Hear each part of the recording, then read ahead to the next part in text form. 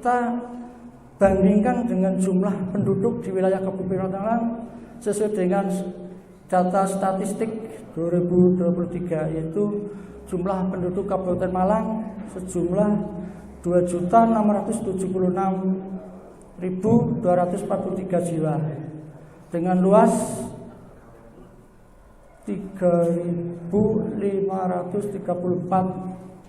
km persegi. Ini kalau kita bandingkan dengan kondisi terapis yang ada di Kabupaten Malang sangat minim. Karena sampai sekarang Pak, saya laporkan juga ini kepada Pemda bahwa di Kabupaten Malang ini hanya sekitar 48 orang yang tercatat di grup kami, Pak.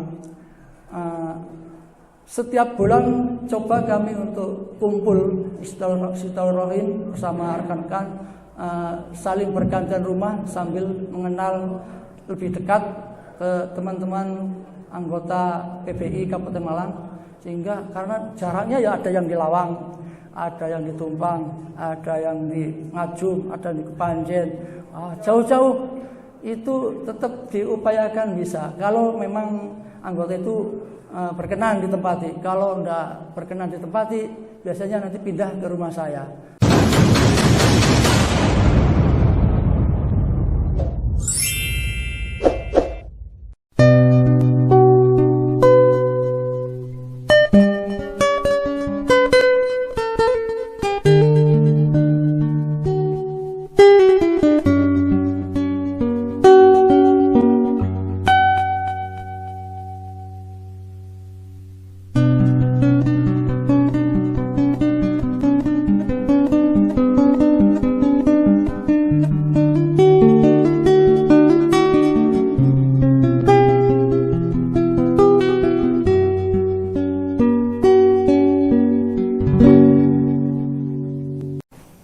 Assalamualaikum warahmatullahi wabarakatuh. Alhamdulillah alladzi la haula wala quwwata illa billah. Asyhadu an la ilaha illallah wahdahu la syarikalah wa asyhadu anna Muhammadan abduhu wa rasuluh. Allahumma salli ala sayyidina wa maulana wa habibina wa ta'atina wa qudwatina Muhammadin wa ala alihi wa ashabihi wa man tabi'ahum bi ihsanin ila yaumiddin wa ba'du. Yang saya hormati PBI nasional ya. Saya enggak punya datanya ini. Dan Jawa Timur serta Malang Raya serta teman-teman peserta pelatihan atau ujian sertifikasi yang hari ini hadir di ruangan ini, yang semoga selalu Allah rahmati dan Allah ridhoi. Kita bersyukur kepada Allah Subhanahu wa taala pada pagi hari ini Allah berikan nikmatnya kepada kita untuk bisa bersama-sama mengayunkan kaki kita sekaligus hati kita untuk memahami lebih dalam lagi tentang Tibun Nabawi, konsep kedokteran yang pasti, konsep kedokteran yang tidak perlu analisa, karena semua yang datang dari Nabi itu pasti benar. Dan mudah-mudahan kehadiran Bapak Ibu selama 2 hari insyaallah, mudah-mudahan diridai oleh Allah, langkahnya dicatat oleh Allah sebagai amalan ibadah, menggugurkan dosa-dosanya, terutama semakin jauh semakin gugur dosanya. Ada yang mana? Bapak yang dari Lombok? Oh, ibu yang ini mengantar aja ya. Bapaknya mengantar, masya Allah ya. Bapaknya membersamai. Dan mudah-mudahan semuanya dicatat sebagai amal soleh di hadapan Allah Subhanahu wa taala. Salawat dan salam kepada Nabiullah Muhammad sallallahu alaihi wasallam, suri tauladan kita, uswah hasanah kita, yang sama-sama kita rindukan syafaatnya nanti di yaumil qiyamah. Bapak Ibu, yang semoga selalu Allah rahmati dan Allah berkahi. Yang pertama saya ucapkan selamat datang di tempat kami, di pondok kami. Ini adalah pesantren, kalau jenengan tahu Al-Gabsi, itu artinya Al-Quran dan Entrepreneurship Boarding School. Jadi kalau dicari nama ini di Quran nggak ada. Karena biasa itu nama-nama itu ada Al-Hikmah, Al-Falah, Al-Mizan gitu ya. Nah ini kok Al-Gabsi itu dari mana? Nggak ada di Quran, nggak ada juga di dalam hadis. Tetapi ini adanya di sini saja. Jadi Al-Quran dan Entrepreneurship. Kenapa Bapak Ibu? Pesantren ini kita desain mulai dari awal berdirinya mendidik anak-anak yang faham Al-Quran yang pertama. Dan kita siapkan mereka menjadi ulama. Dan ulama mesti harus faham Al-Quran. Dan kita ingin ketika nanti menjadi ulama, mereka itu mandiri, salah satunya dengan keterampilan-keterampilan yang kita berikan, baik yang wajib maupun yang sunnah. Dan ada materi wajib di sini. Jadi materi Tibbun Nabawi dan materi kedokteran Cina itu adalah materi wajib, bukan materi bukan materi sunnah kali istilahnya begitu ya. Nah, beliau Gus Rijal ini yang langsung mengampu ya. Hitam putihnya ya beliau nanti kan itu kan. Untuk materi Tibbun Nabawi atau materi kedokteran. Kita mengajarkan Al-Quran dan insya Allah nanti semua anak-anak wajib bersanad ya. Wajib bersanad. Dalam 1 tahun ini anak-anak sedang berjibaku untuk mengambil sanad ya, dari para masyayikh. Kalau yang mau cepat, kemarin sudah ada yang saya bawa ke Madinah, langsung mengambil sanad di sana. Tadi Ananda Aman Fakihuddin insya Allah bulan depan, bulan Juni akan mengambil sanad 30 juz dengan Syekh Aiman. Ya, Syekh Aiman itu dari Yaman. Jadi beliau terdaftar di kelompok umur Hafidz Indonesia, baru diterima dan insya Allah nanti kita berangkatkan di awal bulan Juni untuk mengambil sanad selama 6 bulan 30 juz. Dan ulama juga harus mengerti tentang kitab, sehingga anak-anak di sini wajib bisa membaca kitab gundul kan itu kan. Karena itu untuk membuka Al-Quran itu cara untuk memahami Al-Quran dari situ. Ini sekilas ya kami sampaikan, dan pesantren kita ini baru. Di sini kita baru sekitar 3 tahun, hanya untuk putra di sini dan putri ada di desa sebelah, atau tempat sebelah. Bapak Ibu yang dirahmati Allah, itu yang pertama. Yang kedua, tentunya segala fasilitas jauh dari kurang, sangat kurang, karena kita sedang menapaki atau sedang memulai, dan ini insya Allah yang kedua ya, yang kedua dipakai untuk PBI. Ya, kalau dalam skop besarnya baru sekarang. Dan insya Allah Bapak Ibu, kalau nanti mau menggunakan fasilitas ini untuk kegiatan Tibbun Nabawi atau PBI, kami persilakan. Silakan tempat ini dipakai 24 jam. Ya. Insya Allah di atas itu sedang kita proses untuk membuat guest house. Jadi sehingga kalau mau nginep nggak perlu di tempat-tempat yang seru kan itu kan. Nggak perlu mencari hotel atau villa-villa yang ada di Lawang. Harapan kita segera bisa mewujudkan itu, sehingga pelatihan berikutnya Bapak dan Ibu sudah bisa menempati tempat kita insya Allah. Sehingga nggak nyasar ya. Nyasar. Bapak Ibu yang dirahmati oleh Allah Subhanahu wa taala, jadi monggo dipakai dan insya Allah kami bangun tempat ini memang harapannya memang bermanfaat untuk kepentingan umat, pengembangan dakwah termasuk di dalam Tibbun Nabawi. karena kita akan bersama-sama insya Allah, dan pondok ini juga akan ikut andil untuk bersama-sama mensyiarkan Tibbun Nabawi di kalangan umat, sehingga ke depan orang akan semakin faham, sehingga ketika faham itu akan mengurai kesulitan-kesulitan ketika mereka membutuhkan sehat. Saya kira itu Bapak Ibu yang dirahmati oleh Allah, dan kami ucapkan selamat untuk mengikuti sertifikasi atau pelatihan. Saya satu peserta saja yang kenal di sini, soalnya ada Bu Heriati, cuman tadi baru ini bener tadi gitu. Kok kayak SMA kan gitu kan. Dandanan itu pengaruh ternyata kan itu kan. Saya kira SMA saya tamati lagi kok. Oh ternyata itu jamaah kita Bu ya. Jamaah saya lama ikut ngaji sama saya. Cuman saya nggak kenal karena ganti kostum kan itu. Dan beliau juga kapan hari umroh juga sama setahun yang lalu Bu ya. Belum ya? Iya. Bulan November kemarin baru umroh sama kita.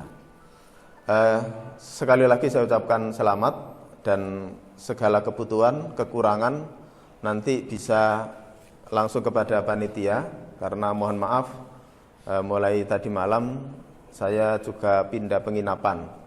Kebetulan anak saya yang kecil lagi kurang enak badan, sehingga tadi malam saya pindah ke rumah sakit kan itu kan.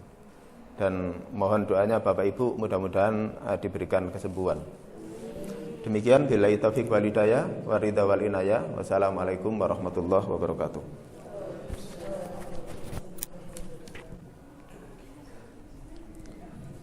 Bismillahirrahmanirrahim.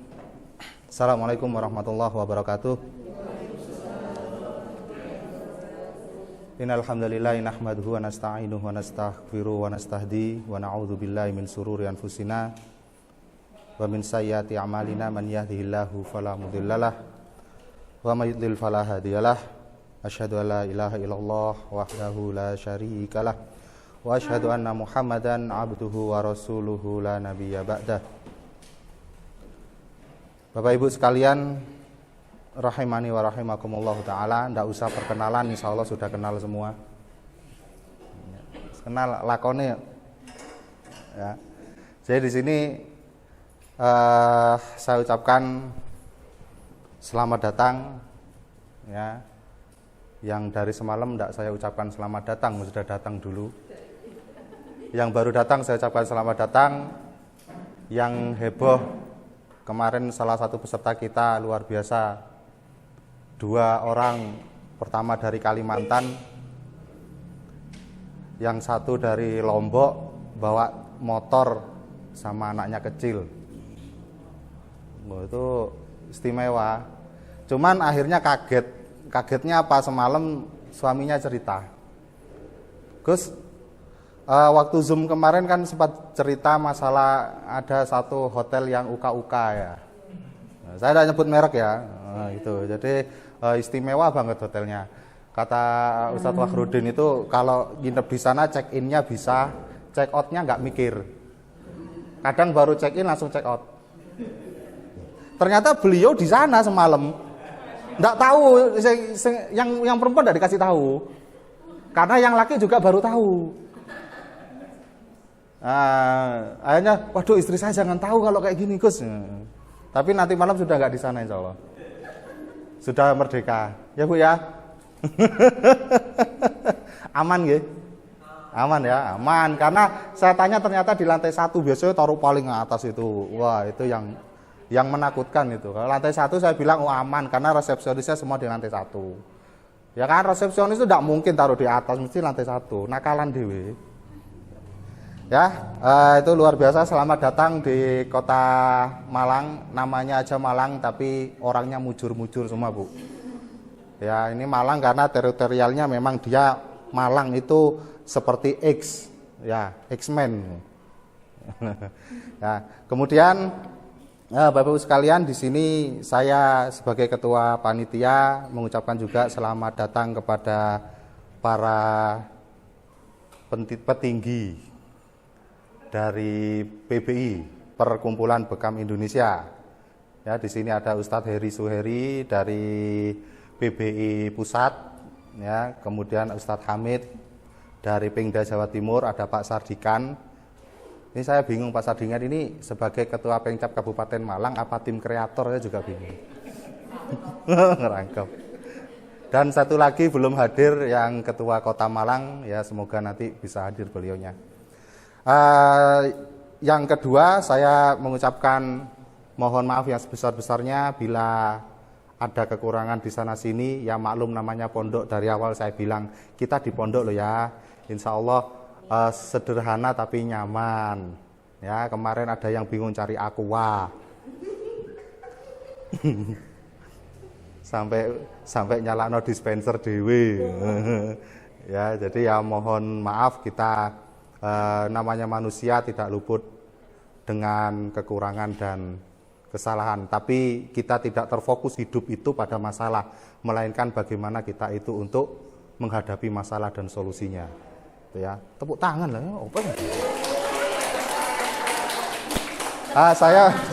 Saya mau sedikit cerita tentang menyelenggarakan ini ya Bapak Ibu. Ini bisa dikatakan pertama kalinya di Malang. Sakjanya itu dua. Sakjanya itu 2 kali.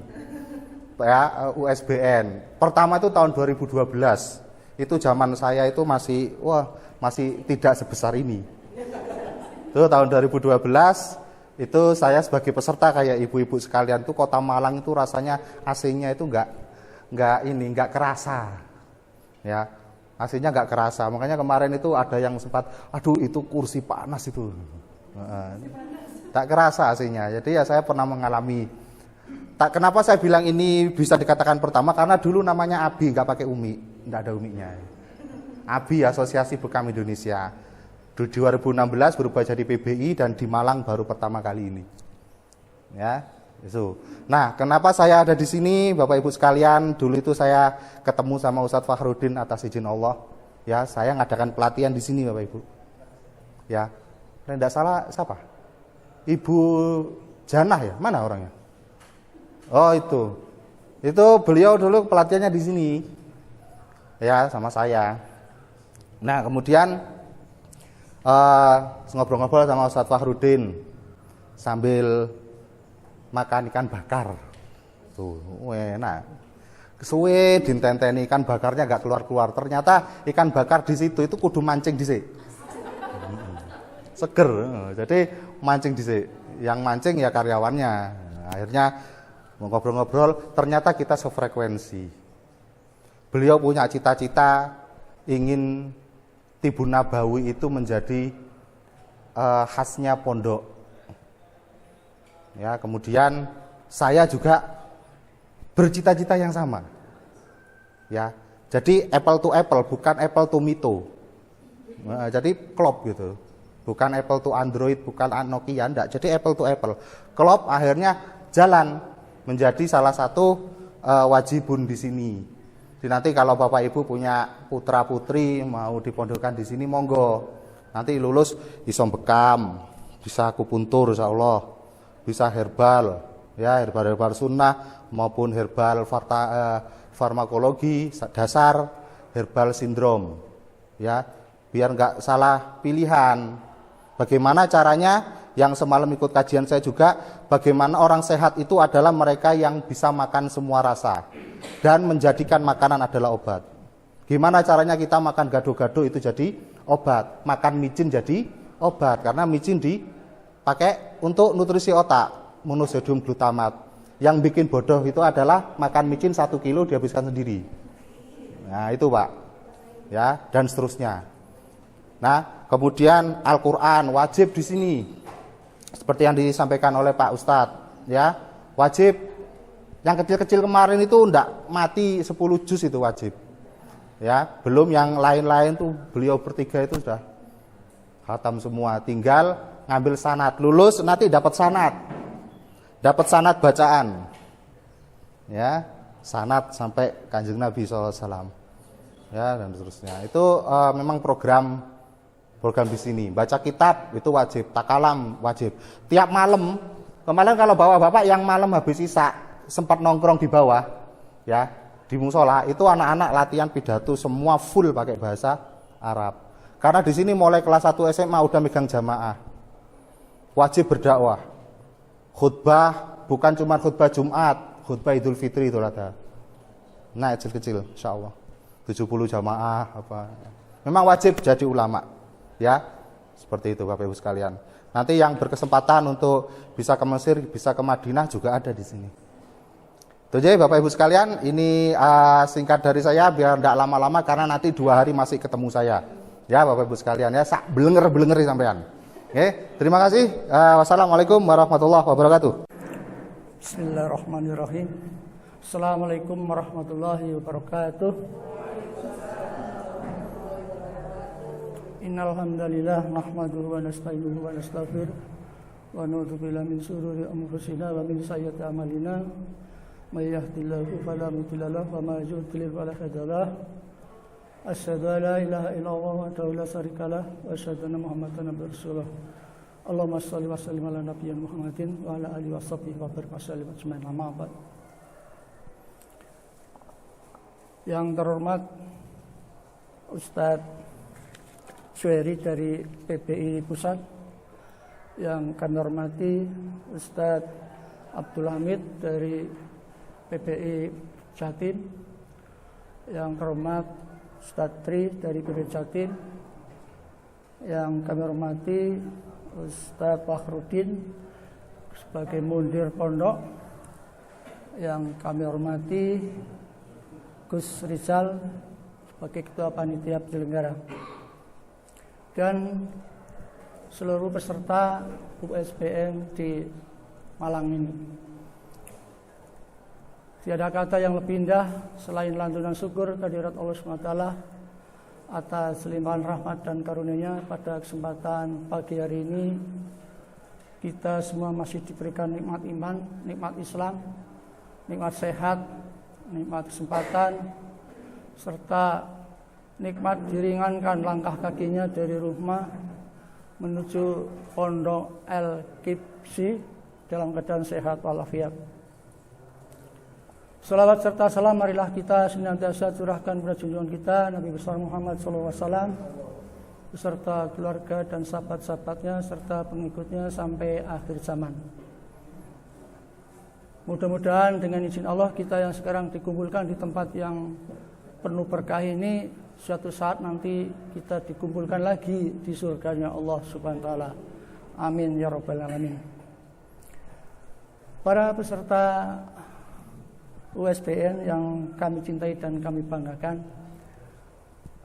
perlu saya beri gambaran wilayah situasi di Kabupaten Malang secara geografi maupun demografi. Kabupaten Malang terletak di antara samudra dan beberapa pegunungan, kemudian perkebunan, kemudian pantai, perumahan, sawah, ladang, sungai, gunung, dan sebagainya. Ini adalah nikmat Allah yang perlu kita syukuri bersama, bahwa Kabupaten Malang adalah suasananya nyaman, aman, titi tentrem Kertora Harjo. Namun di suatu saat kita memang nyaman terus gini, tapi ada pernah kejadian di Kanjuran yang sifatnya internasional, yaitu tragedi Kanjuran yang masalah persepak bolaan. Mungkin Bapak Ibu dan semuanya monitor ini, sehingga ini sangat-sangat kurang pas dengan kondisi situasi yang aman-aman ini. Lebih lanjut, secara pemerintahan, Kabupaten Malang ini satu kabupaten yang dulunya dipecah menjadi 3, yaitu Kota Malang, Kota Batu, kemudian sekarang ibu kota Kabupaten Malang berada di Kota Kepanjen, ya di Malang Selatan, sehingga dekat dengan rumah saya. kemudian dekat dengan kantor bupati, jadi tidak terjauh. Sehingga kalau dari Malang Selatan ke Malang Utara ini perjalanan cukup lama ya, cukup lama karena ada kemacetan. Dari segi pemerintahan, Kabupaten Malang ini terbagi menjadi 33 kecamatan dan 12 kelurahan dan 378 desa. Dari jumlah ini kita bandingkan dengan jumlah penduduk di wilayah Kabupaten Malang sesuai dengan data statistik 2023, yaitu jumlah penduduk Kabupaten Malang sejumlah 2.676.243 jiwa dengan luas 3.534 km persegi. Ini kalau kita bandingkan dengan kondisi terapis yang ada di Kabupaten Malang sangat minim. Karena sampai sekarang Pak, saya laporkan juga ini kepada Pemda bahwa di Kabupaten Malang ini hanya sekitar 48 orang yang tercatat di grup kami, Pak. Setiap bulan coba kami untuk kumpul silaturahim bersama rekan-rekan, saling bergantian rumah sambil mengenal lebih dekat ke teman-teman anggota PBI Kabupaten Malang. Sehingga karena jaraknya ya ada yang di Lawang, ada yang di Tumpang, ada yang di Ngajum, ada yang di Kepanjen, jauh-jauh itu tetap diupayakan bisa. Kalau memang anggota itu berkenan ditempati, kalau tidak berkenan ditempati, biasanya nanti pindah ke rumah saya. Tapi sepanjang anggota masih siap, saya tetap ke rumah anggota. Suatu saat saya menawarkan ke Agus Rizal, saya ditawari di sini, tapi sini belum jadi, akhirnya nggak jadi, mundur sampai sekarang belum. Nanti suatu saat kita gunakan untuk acara bulanan Gus, jadi di pondok ini saya upayakan untuk sekali-kali datang pelatihan di sini. Apa bukan pelatihan untuk silaturahim anggota PBI Kabupaten Malang? Jadi sudah diizinkan sama mundirnya untuk menggunakan silaturahim bekam. Karena di Kabupaten Malang ini di Pengcapnya ini setiap ada silaturahim itu ditambahi keilmuan baik bekam, akupuntur, herbal, pijat, cara diagnosa lidah dan sebagainya. Jadi saya kira nanti rekan-rekan yang ikut USBN, yang khususnya yang ada di Kota Malang atau yang di Kabupaten Malang, kebetulan ada ini satu orang yang ikut dari Kabupaten Malang, nanti bisa bergabung di kami. Jadi atau kota di kota, kalau yang di luar kota silahkan mencari informasi di wilayahnya masing-masing untuk segera bergabung untuk tetap bisa menambah keilmuan bekam maupun yang lain, sehingga tidak melulu kita belajar tentang bekam karena situasi yang belum tahu bahwa bekam itu manfaatnya banyak. Namun kami juga berusaha dengan bikin atribut seperti yang saya pakai ini, saya wajibkan pada rekan-rekan yang sudah standarisasi untuk pengenalan bekam di wilayah Kabupaten Malang, dengan harapan dari warga masyarakat Kabupaten Malang mengapresiasi kehadiran kita berada di Kabupaten Malang, khususnya bekam, sehingga minimal ada kegiatan baksos. Saya sudah melaksanakan baksos, baik seragam dan sebagainya, upayakan itu bisa untuk membantu sosialisasi kepada warga Kabupaten Malang. Di sini banyak peluang. Kalau lihat perbandingannya, satu terapis ini kalau saya hitung-hitung berbanding penduduknya 58.174 jiwa.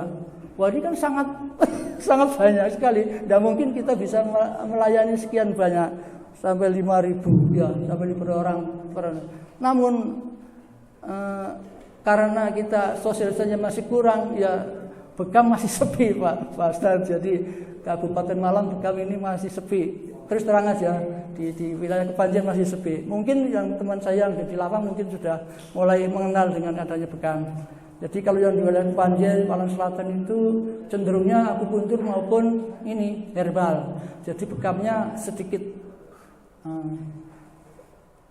Kemudian yang terakhir ini karena takut kepanjangan, takut kepanjangan nanti harapan saya ya ke depan mungkin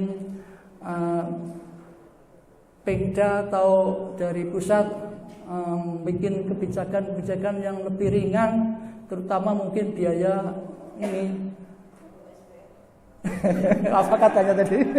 Ini kayaknya, jadi saya kalau nawarkan ke rekan-rekan kami yang bukan dari anggota BPI, ada teman saya, jamaah saya di masjid juga gitu.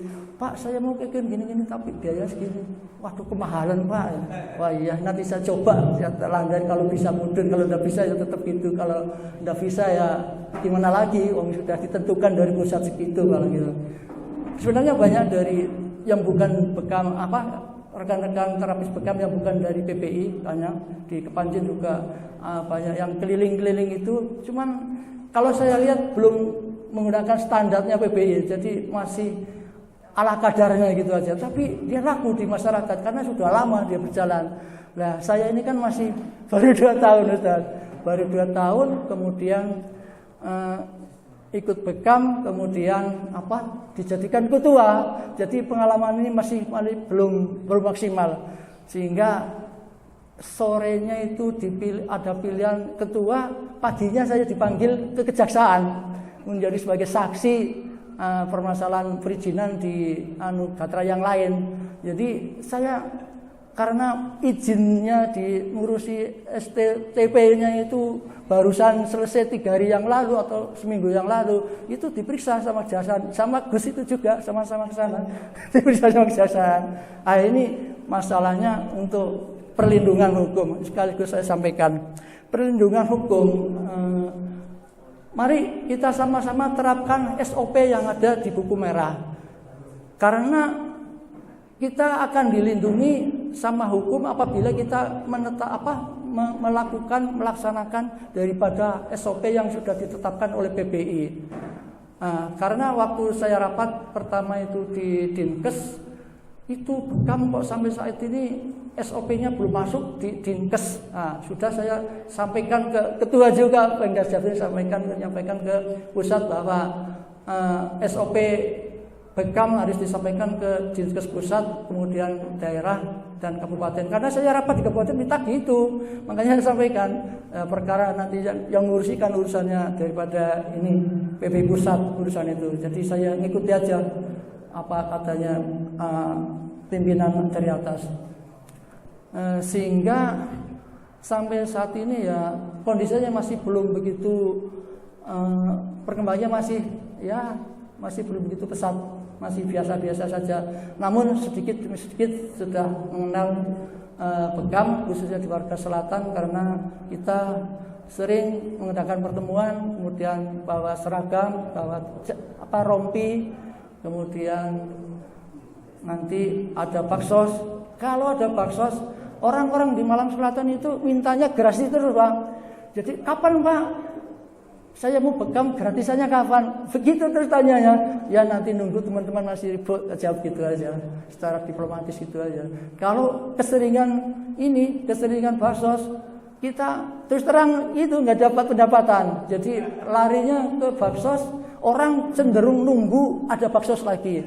Jadi saya pikir, ini mungkin ya 6 bulan atau setahun sekali lah ada baksos. Mungkin itu yang perlu sampaikan pada kesempatan pagi hari ini. Ada kurang dan lebihnya mohon maaf. Wabillahi taufiq wal hidayah. Wassalamualaikum warahmatullahi wabarakatuh.